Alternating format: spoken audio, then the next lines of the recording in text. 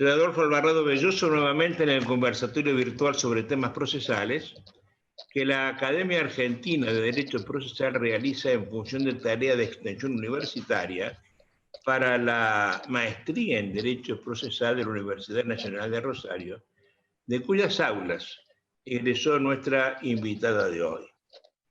Estamos con Teresa Di Bari, que es especialista en gestión judicial por la Universidad de Mendoza, profesora de Derecho Constitucional en la Universidad Champagnat de Mendoza, y muy importantemente a los efectos de esta charla, juez penal de menores en Tunuyán, una ciudad muy importante cerca de la ciudad de Mendoza, capital de la provincia.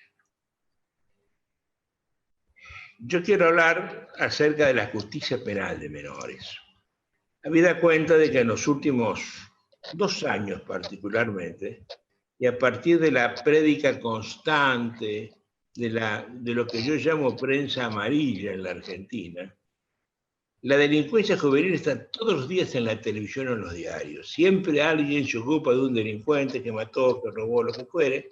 Es un chico que no está penado, que no puede ser objeto de punición del Código Penal, y estamos dando vuelta y vuelta. En los últimos tiempos se está queriendo implementar una importante suba en el tipo de prisión, el tipo de condena y sobre todo en la edad en la cual el menor se lo puede imputar penalmente. Yo quiero comenzar esta charla con la ley Agote. Estamos hablando de una ley que propició uno de los próceres de la medicina argentina, que fue el doctor Luis Agote. Hay un sanatorio en Buenos Aires con su nombre. Agote fue un transfusionista, un especialista en corazón en Buenos Aires, y se ocupó mucho de la juventud. En lo que a mí toca, fue el que presentó el proyecto de creación de la Universidad Nacional del Litoral, casa en la cual yo me recibí de abogado, y fue también la persona que anexó el colegio, el viejo Colegio Nacional de Buenos Aires, el de Luis Cané, por ejemplo, lo anexó a la Universidad Nacional de Buenos Aires. Pero además creó, mediante una ley específica que a él le pertenece, el Patronato Nacional de Menores Abandonados y Delincuentes, que yo recuerdo es una ley de aproximadamente 1919-1920. Yo quiero partir de allí, preguntarle a Teresa cómo era esa ley, qué pasó y qué pasó con las reformas constitucionales que a partir del 94, cuando se incorporaron pactos internacionales a nivel constitucional en la Argentina. Mi querida Tere, bienvenida a este conversatorio. Te recibo con todo afecto, como siempre. Y quiero tomarte un rato de tu vida para que me cuentes estas cosas. No sabemos quién nos está escuchando, hay que contar las cosas como si nadie supiera lo que estamos hablando, ¿no? Te escucho con toda atención. Tampoco vamos a cargar las tintas contra Agote, contra Luis Agote, porque lo que en su época, hace años, logró hacer con esta mirada que estás mencionando vos, de tantas cosas que hizo, también fue un revolucionario de su época. Lo que sucede es que durante siglos, durante años, nos quedamos quietos allí en lo que respecta a los niños, las niñas y los adolescentes que estaban en conflicto con la ley penal en el avance del tiempo, ¿no? Entonces, si nos ubicamos en 1919, 1920, lo que hizo fue un logro, que es brindar protección a niños que estaban literalmente abandonados a su suerte. No es de hoy que un niño está en una esquina con frío, con hambre, mendigando. Eso es de hace mucho. Entonces, yo lo recuerdo de toda mi vida. Efectivamente. Entonces, eso es enorme lo que logró hacer él, que es lograr que jueces se ocuparan de que en algún momento estos niños que estaban abandonados a su suerte fueran cuidados por personas, ¿sí? Para aquella época es genial. Ahora, si nosotros vamos avanzando en el tiempo y vamos distinguiendo y vamos separando funciones, nosotros tenemos un Estado que debe brindar salud, salud a los niños también, salud a los niños, salud a los adultos, seguridad y demás. el Estado es el que se debe ocupar de eso, no el Estado judicial. Como poder judicial, no. El Estado ejecutivo, a través de las leyes que dicta el Poder Legislativo, es quien se debe ocupar de esto.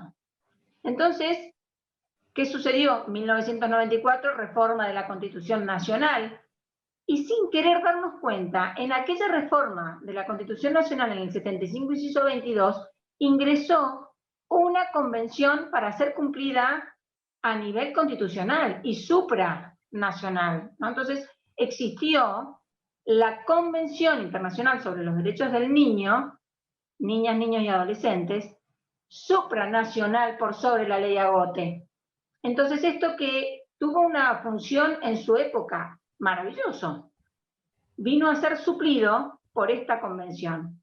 Y las miradas también de época, la convención es de 1985, ya muchos años después. 66 años después. Exacto. Muchas miradas y revisiones. Yo en mi trabajo estoy hace ya 5 años. Trabajé en el Tribunal Penal de Menores otro tantos años. La mirada hacia los niños desde la parte penal es absolutamente diferente a la mirada que uno puede brindarle a los niños, a las niñas y a los adolescentes desde el aspecto de la problemática diaria que genera un grupo familiar, un núcleo familiar cualquiera. Este contexto es el contexto penal y no se puede correr de ese lugar. Entonces, con la convención, lo que aparece es la mirada de dos cosas muy importantes. Una, que escuchando el conversatorio con el doctor Parma ya lo hablaron, así que no me voy a detener en nada, fue la incorporación de un principio que es el interés superior del niño. ¿Sí? Ese fue, pero eso va para los dos canales, tanto para los niños que estén en conflicto con la ley penal, como los niños los que no lo están. Efectivamente, que son sujetos de maltrato, sujetos de niños de la calle, los trapitos que siempre vemos y demás. Pero no todos están en conflicto con la ley penal como nosotros la conocemos, como la última ratio, como todos aquellos principios que se le aplican a los adultos. Pregunta mía, ¿la ley Agote se ocupaba solamente de los penal o también de los otros niños carenciados? De todos. En aquella época solo había un juez de menores, que también vos lo mencionaste, debes haber sido vos uno de esos jueces de menores. Te ocupabas tanto de la problemática del maltrato intrafamiliar como de un chico que robaba. De esos dos chicos, la diferencia es enorme. A uno se le aplica el Código Penal y al otro se le aplica el Código Civil y Comercial, ahora. Entonces son dos órbitas diferentes. Yo no fui juez de menores, fui juez de familia, pero tuve mucho trato con jueces de menores a raíz de ser mi competencia material, ¿no? Ahí. Con el tema de la convención... Ahora, cuando llega la convención y aparece la Convención Internacional de Derechos del Niño, ¿qué cambia en la Argentina? Que la ley Agote es inferior a la convención. Entonces, la mirada, primero que nada, este paradigma, por decirle, siempre le hemos llamado paradigma, el paradigma de tutelar, ¿sí? De situación irregular, como se le llamaba, todo aquel niño que esté en una situación irregular es captado por el sistema judicial a través del juez de menores o juez de familia, que se va a ocupar de decidir por él. Hay muchos paradigmas que cambian. Ya no hay un paradigma de situación irregular, sino un paradigma de protección integral de sus derechos. Y no hay una mirada de este niño como un objeto, cual maleta de viaje que yo lo llevo, lo bajo, lo subo, lo pongo, sino como sujeto vos, sujeto yo, sujeto pensante, sujeto diciente, porque verbalizaba, sujeto con derecho a ser oído, y ese interés superior del niño aparece como una luz, así, o el principio rector, a llenar, porque cada uno lo fue llenando como quiso. Oye, mi querida, eso en la Argentina coincide con que la escuela cordobesa con doctor Vélez a la cabeza, Vélez Maricón estoy hablando, Sí. consideraba al imputado penal como el objeto del proceso penal. No era un sujeto, el sujeto más importante, diremos, era el objeto. Y vos estás hablando que la ley Agote era el objeto, y era un objeto, la maleta que se lleva y que se trae. Era muy de la época, estamos hablando de los años 50, 60, 70. Recién en los 80, en el 90 empezamos a hablar de un sistema acusatorio donde en lo penal el imputado deja de ser objeto para convertirse en sujeto principal y empiezan a respetarse sus derechos, cosa que también habrá ocurrido con el niño. Eso es el kit de la cuestión. Pero eso ocurre con el niño a fuerza de machaque y de leyes, de cambios de paradigma en las cabezas, porque los jueces de familia, a ver, lo que nos sucedía con los jueces de instrucción, que se transformaron en jueces de garantía, en mayores, y que tenían la cabeza de jueces instructores, se metían en el proceso, decidían, opinaban. Lo mismo sucede con los jueces penales juveniles. La terminología es diferente, el derecho a ser oído es un derecho que cuidamos y tratamos de darle espacio al niño, no porque esté la asesora, sino porque tiene derecho a ser oído. Son adolescentes los que en este momento están sometidos a un proceso penal. No ya. ¿De qué edad estamos hablando, Isa? ¿De qué edad? ¿De qué rango de edad? Ahí se agrega otra ley, la combinación de la 22.278, que no cambia, que no se mueve, y en esto, bueno, las decisiones políticas van y vienen, nunca se van a poner de acuerdo, la niñez no garpa, eso es real. Así que la 22.278 sigue vigente, más allá de ser de 1973, por ahí, 76, vieja también. Establece que no son punibles los menores de 16. Ya bajó en aquella época, bajó durante 2 años, bajó la edad de punibilidad a 14, y sola se dio cuenta en esa época, estamos hablando plena dictadura, solo se dieron cuenta los que estaban en ese momento que no convenía la baja de la edad de la punibilidad, no se resolvía problema alguno en sí mismo. Se subió de nuevo de 16 a 18, son punibles como adolescentes. Y ese es el rango etario de tu competencia, 16 a 18. Efectivamente. Es pequeño, es muy acotado, y yo voy a seguir peleando porque sea acotado. Porque no se le hace ningún favor, porque tenemos que cambiar la cabeza de pensar por el sujeto, sino que nosotros lo que tenemos que hacer es pensar para el sujeto, y no desde el judicial, no desde el órgano judicial, no desde el poder judicial, sino, gracias a Dios vino otra ley que suprimió y que, digamos, la ley Agote desaparece, que es la 26061, que es la ley de protección de los derechos de protección integral de los derechos de las niñas, niños y adolescentes, que justamente, bueno, viene a bajar la convención a nivel nacional, porque siempre que hay una convención después viene la ley. Lo que sucede es que es una ley nacional que después los estados provinciales también tienen que hacer lo suyo. Y ahí cada provincia manejó los procesos penales, porque los códigos procesales son función del poder provincial y no del poder nacional. Entonces, teniendo una ley que te dice que son punibles los de 16 a 18, tenés que tener una ley procesal destinada a esos adolescentes que están sometidos a un proceso penal diferente del proceso de familia. Tutelar, la palabra tutelar, hay distintas palabras. El tema es no la palabra, sino el objetivo. Medidas tutelares, medidas socioeducativas, medidas de protección de derechos. Yo cada vez que hablo con uno de los chicos le digo, bueno, mira, vos estás sentado acá porque yo me tengo que encargar, no sé qué es lo que has hecho. Podés haber matado, podés haber abusado de alguien, podés haber robado. Yo me tengo que concentrar en la protección de tus derechos. Y el chico viene de estar privado de la libertad, 2 días, por ejemplo. Y me mira con cara de, pero usted me protege los derechos privándome de libertad. O sea, es medio raro, es medio es medio raro.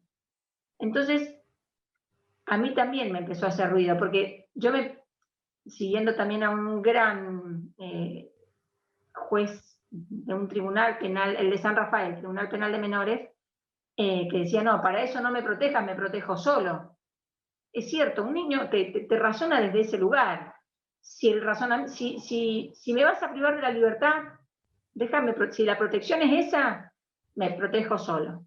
Entonces, fuimos cambiando la mirada y la protección de derechos es hacia el niño, respetándole el debido proceso. Ese proceso del que siempre hablamos con vos en todas tus clases, donde el adulto pasó a ser sujeto de derecho, el niño también pasó a ser sujeto de un derecho y de un proceso penal ajustado a la edad.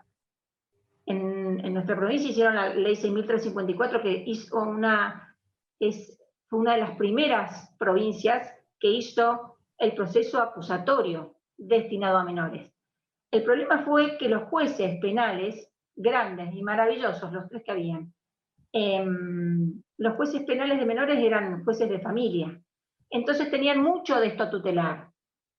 Mucho de esto a tutelar. Yo lo voy a proteger, lo voy a dejar acá para que reflexione, lo voy a sacar de acá, lo voy a mandar allá con la tía. Y el chico a lo mejor ni siquiera había sido el autor de ese hecho.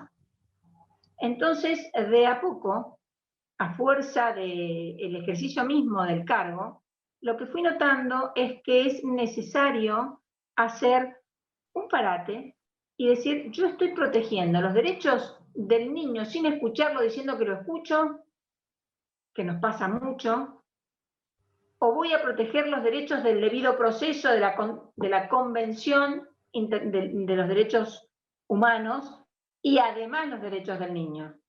Entonces yo le debo proteger el debido proceso. Y ahí me pongo muy pesada, dirían los fiscales que hoy están a cargo de la investigación.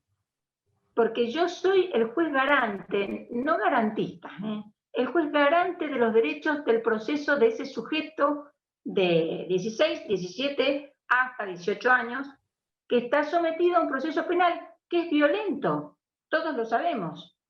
Todos sabemos que se trata de un proceso al último, la última ratio es al último que hay que llegar, cuando ya no se resuelve más nada. Entonces, trato de... Oye, y donde es tan fácil ingresar y tan difícil salir, ¿no? Tan difícil. Tenés mucha gente que te vote y ninguno que te vete. Jueces, fiscales, secretarios, sumariantes, un montón de gente, ¿no? Sí, me hace acordar, bueno, tengo un montón de anécdotas. Una de las anécdotas que me hizo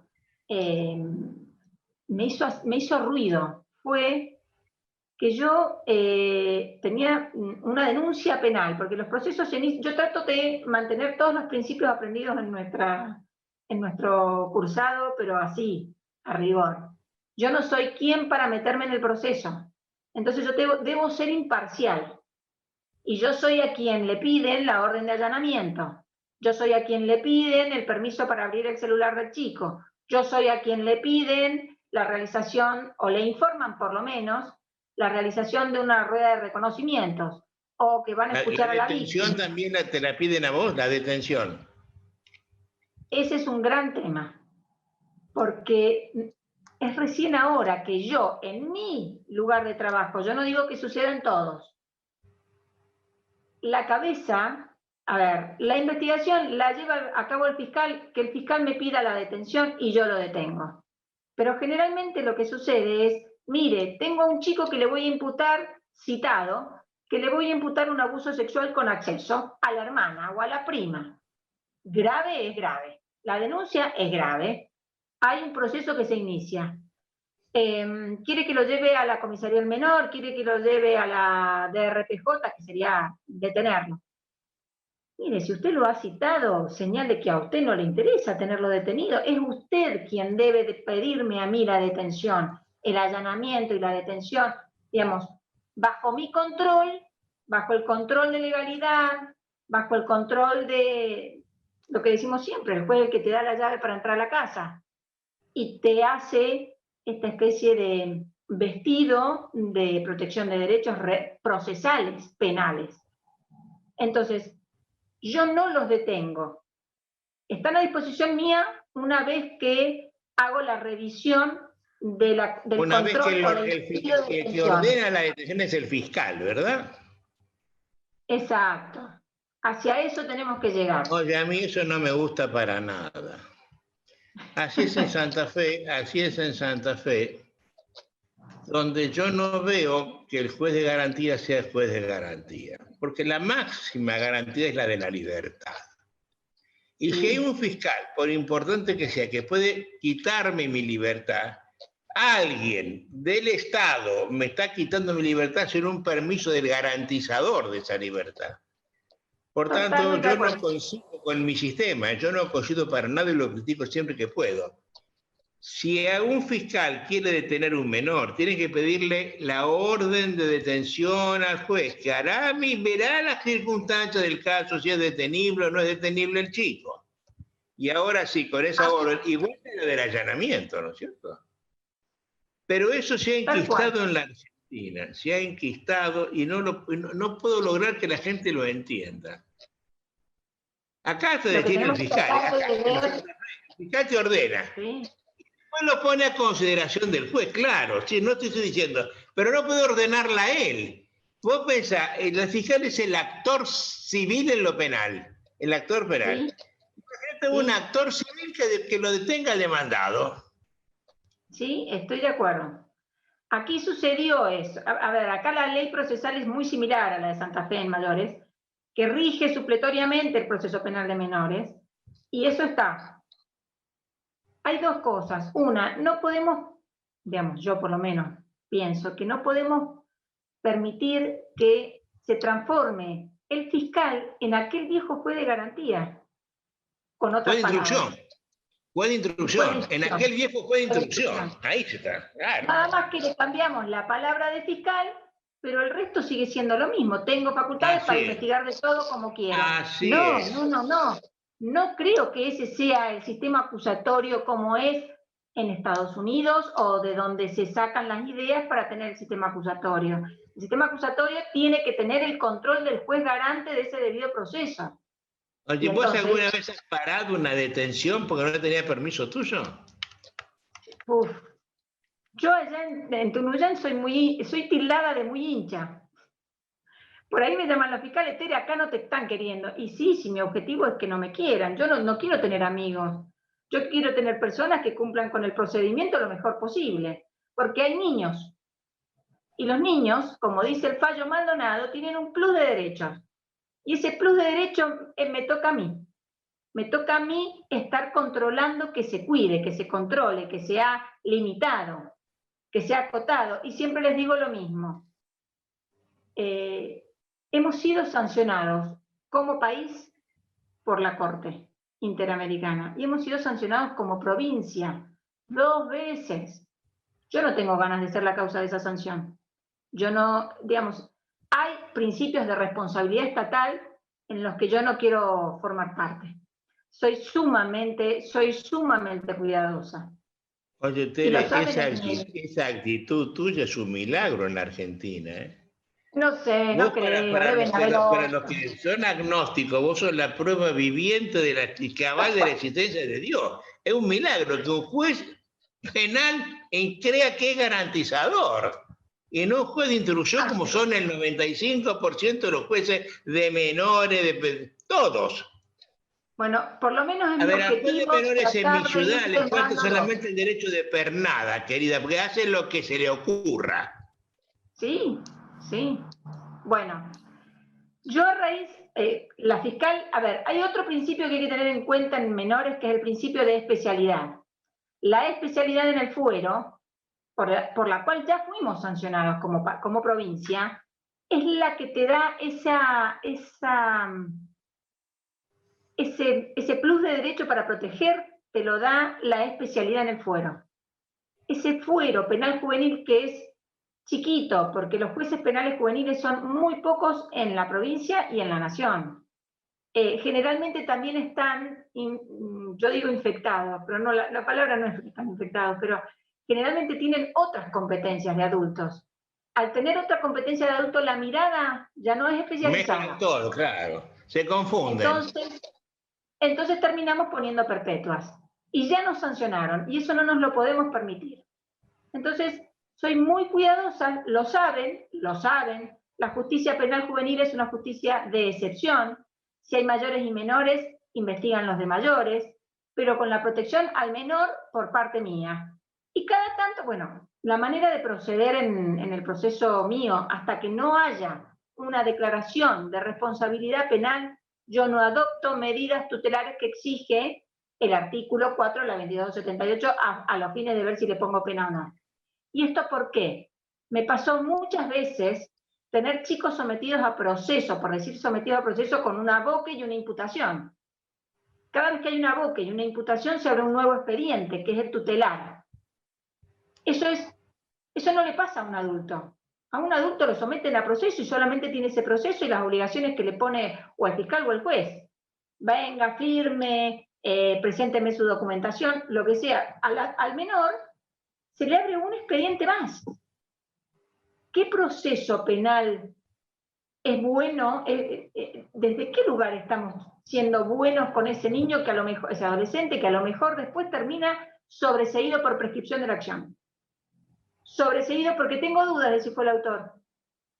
Pero mientras tanto yo le mandé trabajo social a su casa, a toda su familia en definitiva, le mandé al psicólogo, lo mandé a que haga tratamiento por salud mental por consumo problemático de sustancias psicoactivas, es decir, hice un montón de medidas que le corresponden a otros organismos después de la sanción de la ley 26061, que son todos organismos del Estado, no judicial, organismos del Estado administrativo, como les digo yo.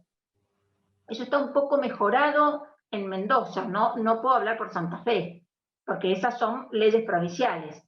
Pero sucede algo que es impresionante, que es, cumple 16 años, se trata de un chico que cumple 16 años, tiene un problema penal, está denunciado por ser el autor de un robo y le llamamos a la doctora Ibarri. Y yo les atiendo y les digo, ¿y yo qué tengo que ver en el asunto si todavía no está condenado? No hay certeza de delito.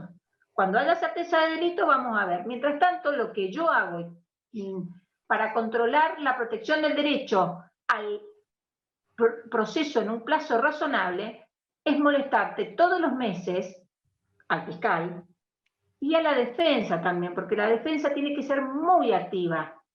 Está la defensa activa, la defensa eficiente, la defensa eficaz. Entonces, ellos que son partes y actores que estén en función de que ese proceso llegue lo más rápido posible a un final, condena o no. Oye, Tere, ¿y quién lleva ese proceso? ¿Qué lleva el proceso de investigación penal o el tutelar? Esa investigación penal preparatoria, ¿quién la lleva? Es exacta el fiscal. La diferencia aquí... Con permisos tuyos. Claro. Yo lo que les digo, ese es el gustito que yo me puedo dar en mi circunscripción, porque soy la única. El único criterio, la única manera de pensar, o que se apele. Yo lo que les digo es, a ver, no tenemos más que una ley muy vieja que la 2278 a nivel nacional. A nivel provincial tenemos una ley que habla del sistema acusatorio y que nos manda en todo el proceso penal, en lo que no diga ahí, al proceso penal de mayores. Y después tenemos creaciones jurisprudenciales. Todo es jurisprudencia, no hay más nada, por años. Porque como dice Parma, la niñez no da dinero, no da votos. Entonces, la verdad que no es una ley que nos preocupe ya. Siempre que me llaman por teléfono y me preguntan, doctora, ¿qué quiere que hagamos con este chico que acabamos de aprender? He logrado que me llamen dentro de las 2 horas. Porque un niño no puede estar en la misma comisaría donde están los adultos, adolescente. Un adolescente no puede estar en la misma comisaría donde entró uno de 40. Hay lugares especializados. Entonces les digo, por favor, te tenés que apurar. Lo que pasa, doctora, es que estoy con otros detenidos. Mirá, le digo, ¿estás muy apurado con el detenido mayor de edad?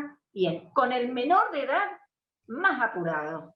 porque él tiene un plus de derechos, tiene una convención más, que no la tiene el mayor de edad común y corriente. Así que el mayor común y corriente lo manda a la celda y te ocupas del menor de edad conmigo. Y de a poquito,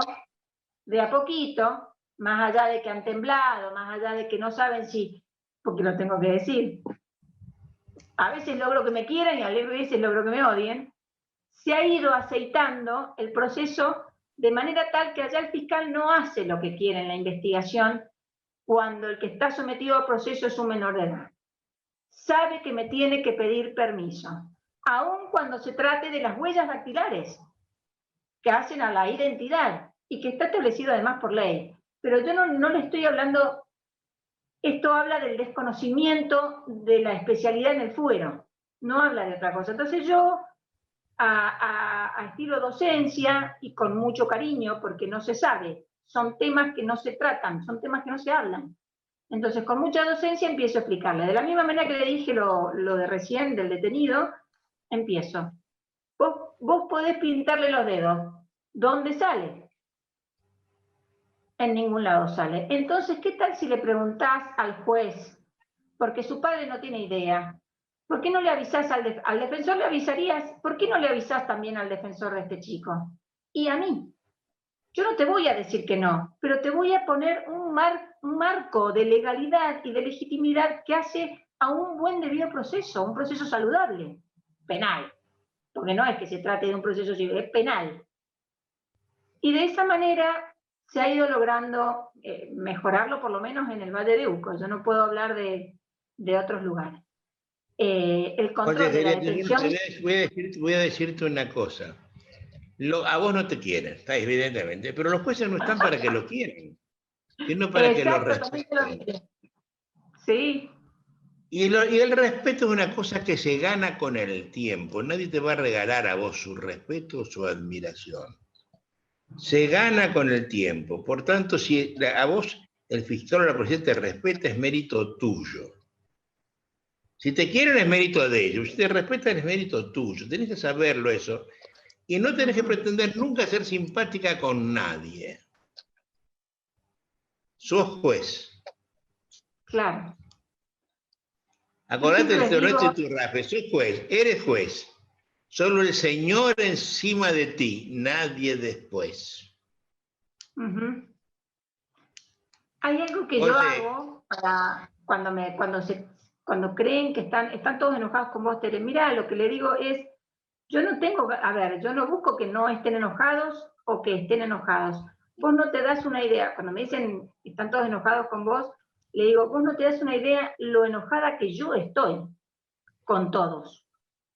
Y entonces empiezan a bajar un poco y empezamos a generar una comunicación un poco mejor, porque en realidad se trata del interés superior del niño en un proceso penal, no del mío. Oye, hija, en Mendoza no lo pueden entender esto, ¿no? Porque el juez de la ciudad de Mendoza es desde la propia corte, es un juez activista que está en otra cosa.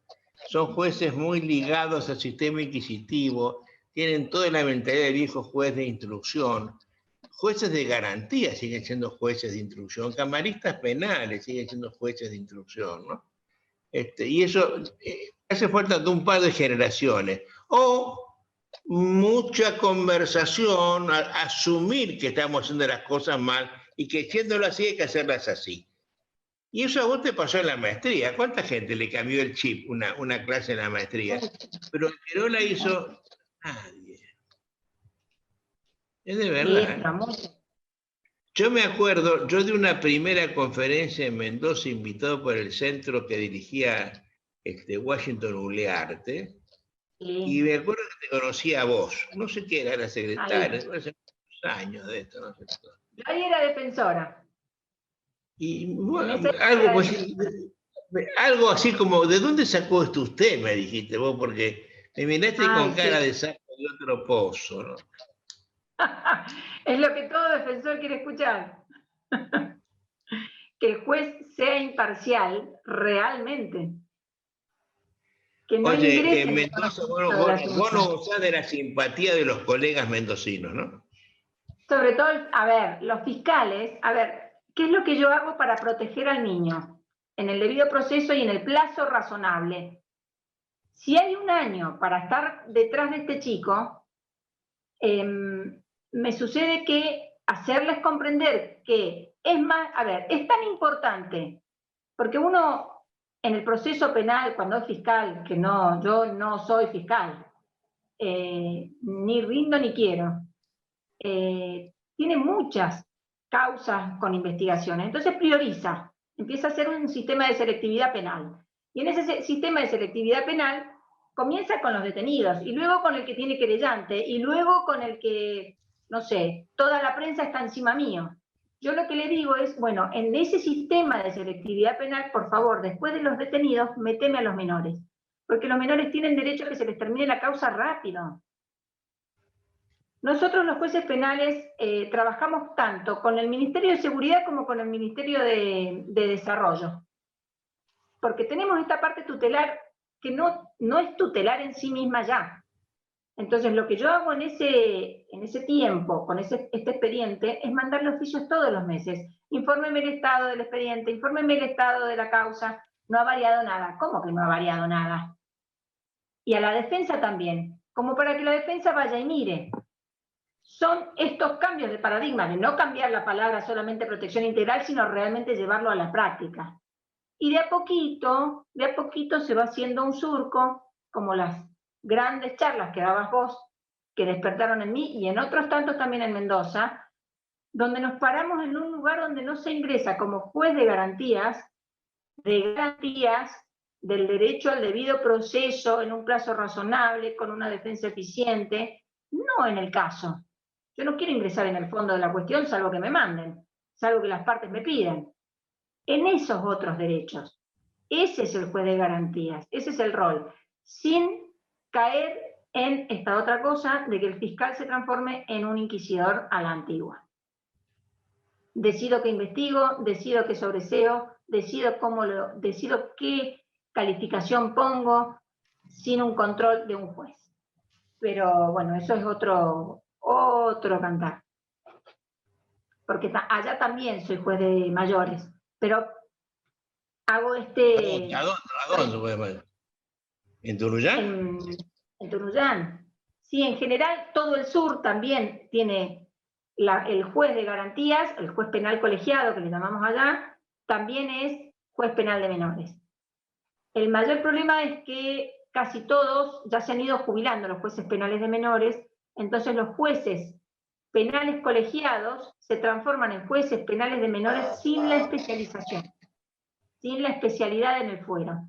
Y es serio. Porque sin docencia... Oye, te voy a hacer una pregunta que para mí es muy importante. Cuando estamos hablando del defensor del niño, convención, constitución, ley nacional, ley provincial, sí. Ese defensor del niño que en la justicia de familia y la justicia de menores, al menos de mi provincia, lo ignora. Sí. Y quieren hacer un sorteo de la lista de abogados de oficio, que no tienen que ver para ser un chico. ¿Funciona también acá en lo que estás haciendo vos, justicia penal de menores? En la justicia en la justicia de menores, bueno, el niño. El defensor del niño está a raíz de esta, como vos bien decís, leyes, convenciones y demás, se incorporó a través de una acordada de la Corte. Y es muy similar a lo que me estás hablando vos. El defensor del niño está para los procesos de familia. Y de a poco, a fuerza de intervención de las asesoras, que las asesoras deben estar en todos los procesos, ya sean penales o de familia o de lo que sea, deben estar también en los penales. Ellas son las que piden, cuando ven que existe mucho conflicto entre los adultos, son las que piden que intervenga el asesor del niño, o el abogado del niño. Pero no hay todavía, está exactamente como me la mencionás en Santa Fe, no hay todavía un abogado del niño, de los derechos del niño, que tenga un montón de ayudantes. Y el defensor del que yo te hablo es el defensor de menores del proceso penal, que no Oye, tiene yo estoy nada que ver con pensando en un nada. abogado del niño nombrado por el niño si tiene capacidad del efecto, con una legitimación pública. Si el chico Vale, no lo nombra, se lo puede nombrar la abuela o el vecino. Porque exacto, la justicia penal de menores puede haber implicaciones propias de un desamor familiar, por ejemplo. Es sí, decir, no solamente lo familiar termina en lo familiar, también puede terminar en lo penal. Me parece sí. que yo defiendo la legitimación, por supuesto, pública, ¿no? Una designación ad hoc. Cada chico nombra a quien quiere. O alguien viene y dice, voy a defenderlo. Eso no se tolera en mi provincia. Al No, revés, acá quieren sí. que sea una designación hecha por sorteo de la lista de abogados de oficio, que vaya el que quiere ganarse unos pesos. No puede No, no, por qué no. tener una vocación pro menor, ¿no es cierto? Y eso va a carecer de especialización. Y la falta de especialización, volvemos a lo mismo. Si a mí me mandás, a ver, yo estoy en una lista, pero no tengo ni la menor idea de lo que dice la Convención de los Derechos del Niño, de lo que dice la 26061 y demás normas. Si yo no tengo claro que voy a asesorar a ese niño y que tengo que comunicarme con él, yo conozco 3 o 4 abogadas del niño que trabajan con designación por acordada de la Corte directamente. Pero es que generalmente el asesor pide en ese proceso, ya sea de familia o penal o sucesorio, la designación de un abogado del niño para ese niño, que a lo mejor puede tener 14 años. Salvo que uno le pueda, por ejemplo, que se trata de mi sobrina y yo le diga, por favor, pedite un abogado. Pero cuando no tienen 14 años y tienen 3, no pueden pedir. Entonces, Oye, las no, ahí asesoras está no. el vecino o la abuela, ¿no? Oye, hago una pregunta de si se ordena la prisión de un menor, ¿dónde se lo recluye? En En la Dirección Mendoza. de Responsabilidad, en Mendoza se llama Dirección de Responsabilidad Penal Juvenil. Antes se la llamaba COSE.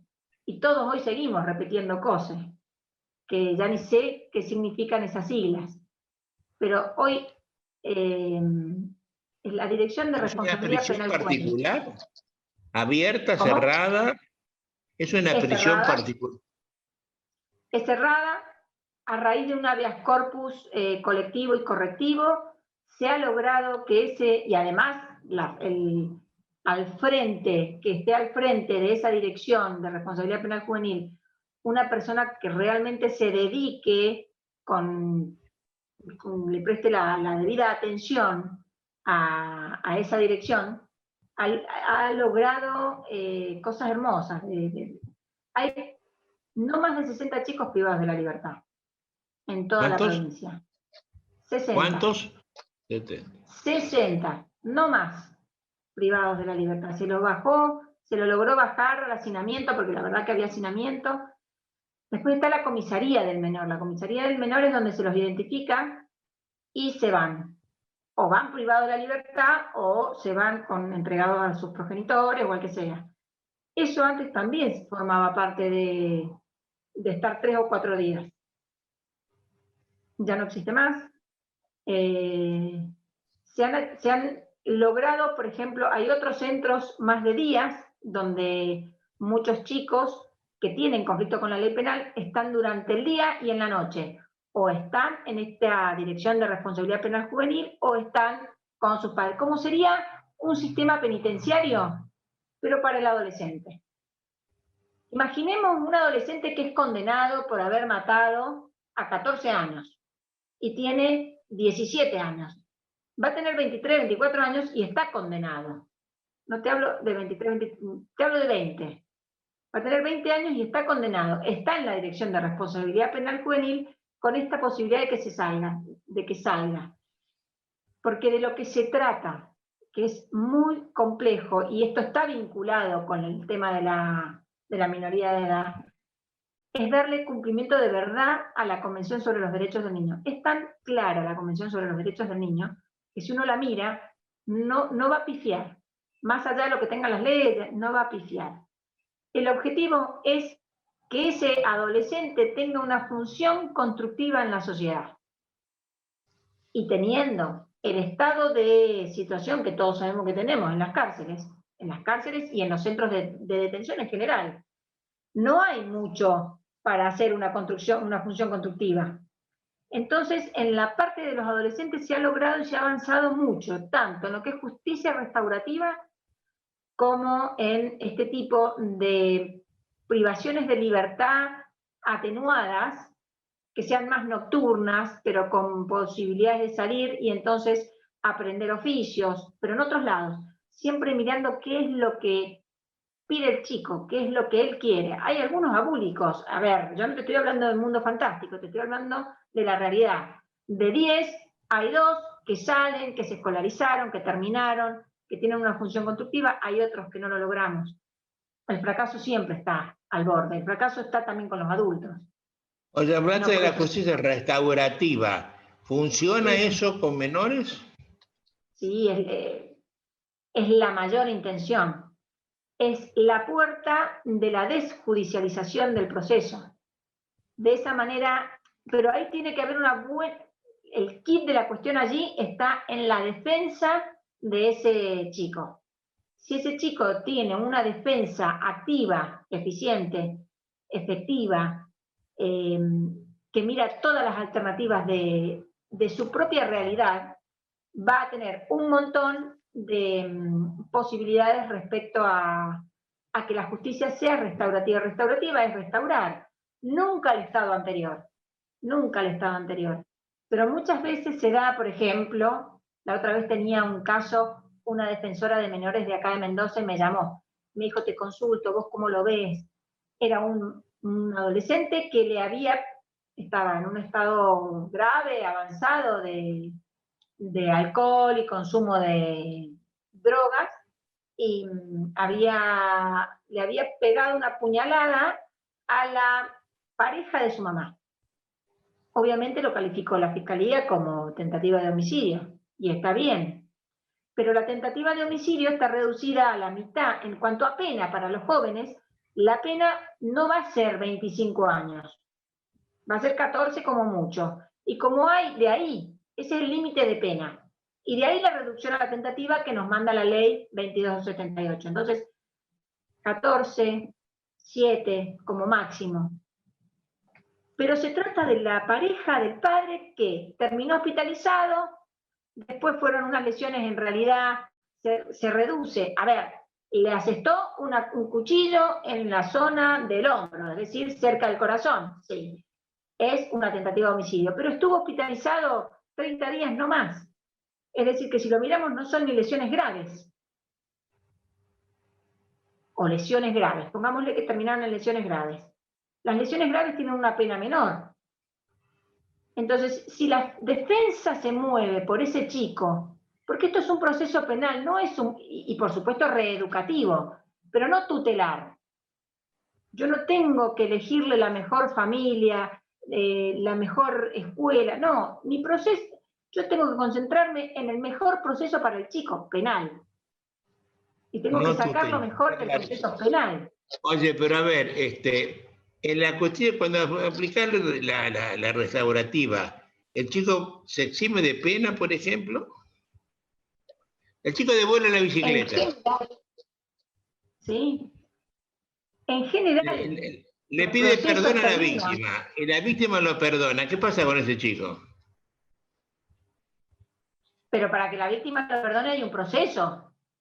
Claro, dentro del proceso, intentando hacer lo que ustedes llaman justicia restaurativa, el chiquito le pide perdón, lloroso, y le da la bicicleta. Y la víctima no te perdona, chiquita, dice. ¿Y vos lo condenás o lo liberás? No, se libera y hay exhibición de pena muchas veces. Yo te voy a poner otro ejemplo. ¿Se tiene que? Hoy, el Código Procesal, ¿se le hace exhibición de pena o no? Se lo exime de pena. Se lo condena. Ponele que lo condene. Yo siempre prefiero la condena porque me permite hablar desde la certeza del delito cometido. Pero desde allí y ahora le a la pena hubo un proceso. Le haces una suerte de indulto, porque pagó y se arrepintió. No en todos los casos, pero es una suerte de indulto. Cuando se hace. Vos sabés que eso, el otro día tuve una conversación muy larga con quien en la Argentina es el inventor de la justicia restaurativa, que es Germán Bauché. Es el defensor general oficial, el jefe de defensores de Lomas de Zamora, magíster y doctor por mi carrera, con un librito muy lindo de 600 páginas que habla del tema, explica todo esto. Y viste vos esa florcita del panadero, se llama Diente de León, así se llama el libro, Diente de León, que va dando por todas partes, ¿no?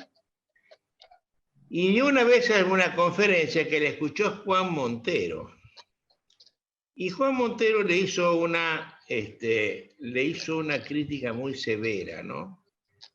Él venía de criticar, decir acá, en América Latina, desde siempre hubo presos sin condena. Ahora hay presos sin proceso. Empezó criticando el juicio abreviado. Y ahora tenemos que en lo penal se descomprime la penalización porque se arregla civilmente. Sí. Entonces es más fácil devolver la bicicleta y lo pongo muy contenta a la víctima y evito un tipo en la cárcel. Entonces eso para Montero, mentalidad española y hombre de justicia importante, no es lo que estamos pidiendo desde las leyes desde siempre. Seguridad. Es decir, estamos poniendo en tela de juicio todo esto de las aplicaciones de lo que ustedes llaman restauración civil, ¿no? Yo no sé realmente. A ver, yo, en mi opinión, una cosa es la restaurativa en los adolescentes, la justicia restaurativa en los adolescentes, porque te explico, en los adolescentes no se trata de aplicarles pena, vos los condenás, pero tu objetivo durante ese año tutelar, que vos lo sometés a un año de tratamiento tutelar, tu objetivo es no ponerle pena. Tanto es así que vos lo podés prorrogar por otro tanto y prorrogar por otro tanto para evitar poner pena. Así pero un asesino, al chico que mató a su padre, al chico que mató a su padre, ¿qué? Le das 14 años, como lo acabas de decir vos. ¿Cómo hace justicia restaurativa ese chico? Primero ya no hay con quién restaurarla, pero pongámosle, es intrafamiliar, la problemática es intrafamiliar, ¿sí? Es un tema arduo, pero si ese chico hizo un proceso durante un año y vos le ves la mejoría, no hay más consumo, hay escolarización, está trabajando, porque seguramente que ya tenga 20, 21 años, hay comportamientos responsables. ¿Cuál es el fin de la pena para ese chico? Lo condeno. ¿Con qué fin? Y resocializarlo. Entonces, Constitucionalmente lo voy a hablando. resocializar Para doña ingresándolo en Rosa un que purga el sistema. delito. Bueno, no todo proceso, a ver, los procesos restaurativos necesitan dos partes. Necesita al adolescente que comete la infracción y a la otra parte. ¿Sí? Que es si la esta víctima. otra parte, que es la víctima, si a esta otra parte hizo el proceso de restauración, yo lo he hecho en 3 o 4 ocasiones, no más, y por delitos leves, no graves, sinceramente no más, salvo que se traten de cuestiones intrafamiliares, pero no es sencillo. Y también como mayor, me ha pasado situaciones de lo más desquiciantes, no desquiciantes, pero que me trajeran el dinero en dólares, porque el Código Procesal permite, el Código Penal en una modificación y el Código Procesal también, la reparación integral del daño. Y me transformé en una escribana y además tengo que contabilizar el dinero. No soy juez civil, no soy juez penal, no, una escribana que les dice, sí, ok, acá están los $200 que trae. ¿Qué proceso está en ese adulto? A ver, en menores les hacemos un año de tratamiento y más, además de condena. En los mayores no. Entonces, si para los mayores existe esa posibilidad, esa justicia restaurativa la han puesto en el Código Penal, no yo ni vos. Esos mismos legisladores que deben explicarle a doña Tota que no se repara el daño, que no y que hay, no se lo explica, uno y que como no se lo juez explica. le cuenta la vuelta. Bueno, pero esa es Explicáselo la a ley Mauro que Viale eso, a ver cómo lo esa es la entiende. ley que quedó. Yo convoco al legislador y le digo, explíquele usted. El razonamiento, digamos, hay siempre las situaciones para el caso concreto. Y en los casos concretos, yo siempre digo, la justicia es restaurativa en tanto y en cuanto uno, como actor también de ese proceso, o como parte desde el momento en que se lo declara penalmente responsable, observa que no es necesaria aplicar la pena. Si el fin de la pena yo lo veo necesario, la aplico. Y la he aplicado 3 veces. Cuando noto que el fracaso del tratamiento tutelar no es desde el Estado, sino desde el joven mismo, que no me muestra intenciones de mejorar. No me las muestra. Y sigue, y sigue, y sigue interesadísimo en seguir robando. Bueno, yo no, discúlpame, no hay proceso restaurativo. Pero no es, yo entiendo perfectamente la mirada que me decís. Qué fácil es, entonces yo voy, salgo con el auto de mi papá, se lo robo, choco, lesiono y después le pido perdón y le pago 200.000 pesos. A mí no me parece que esa sea la justicia restaurativa de la que hablamos. En jóvenes, en Te hago una mayores, última desgraciadamente, pregunta, sí, ya porque no estamos hay. sobre el borde de la hora. Te hago una última pregunta. ¿Qué grado de eficiencia tiene la solución del problema cuando vos le entregás el menor juvenil a sus padres? En lugar de mandarlo a una prisión, a tus padres, papitos, encárguense del chico.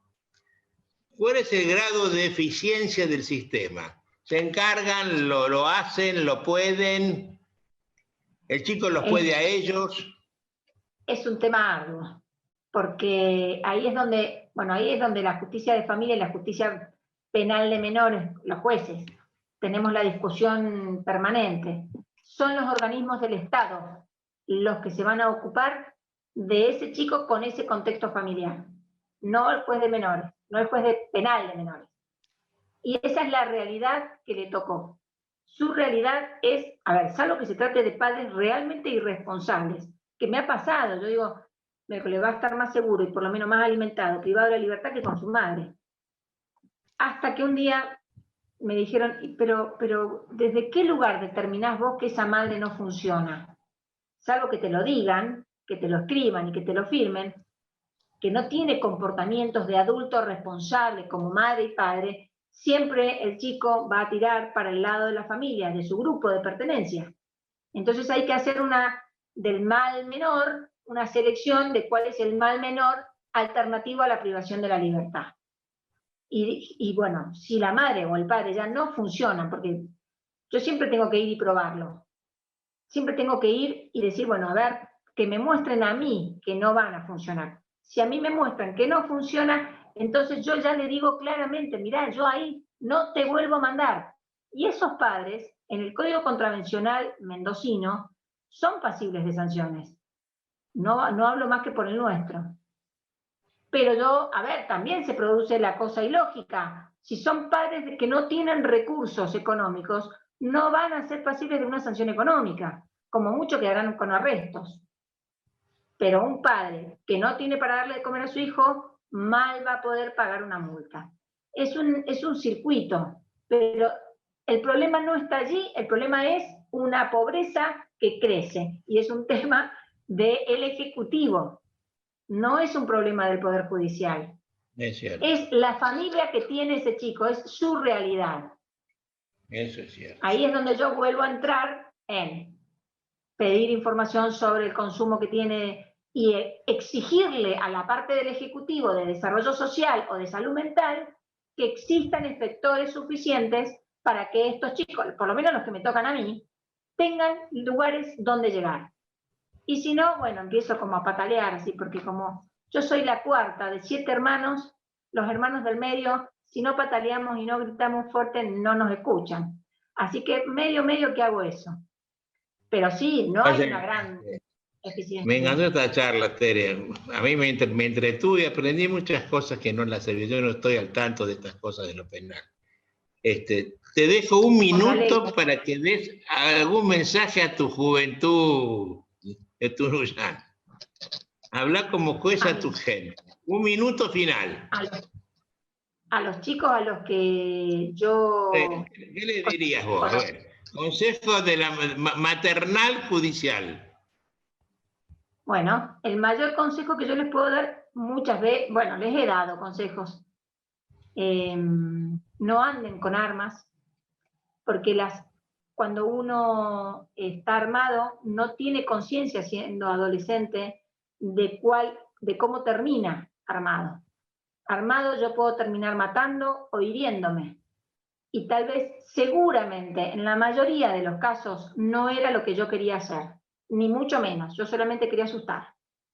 Eso por un lado. Por otro lado, siempre les digo lo mismo, llegaste al último lugar al que yo hubiese querido que llegues. ¿Qué te anda pasando que has llegado a este lugar? Es la primera de las preguntas. Entonces, el mensaje sería tratar de no preguntarles, de no tener que de llegar a preguntarles por qué llegaron. Querida Tere, gracias por este rato inolvidable para mí. Te lo agradezco tanto. Igual para mí. Te mando un beso, hasta siempre y hasta pronto. Hasta pronto, que sea pronto. Chao, mi querido. Un beso enorme. Cuídate.